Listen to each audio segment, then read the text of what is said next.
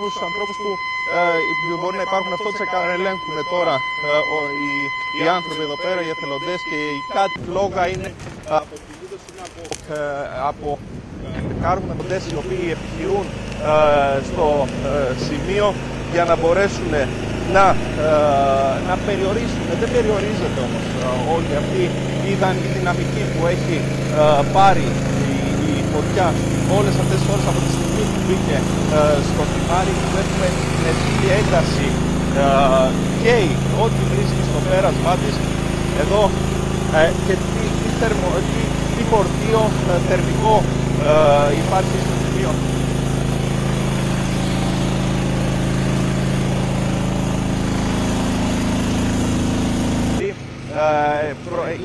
Είναι αυτό το ρέμα το οποίο υπάρχει και βρίσκει δρόμο, βρίσκει διάδρομο.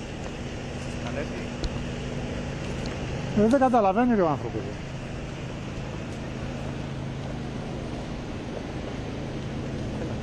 Εδώ σε μένα.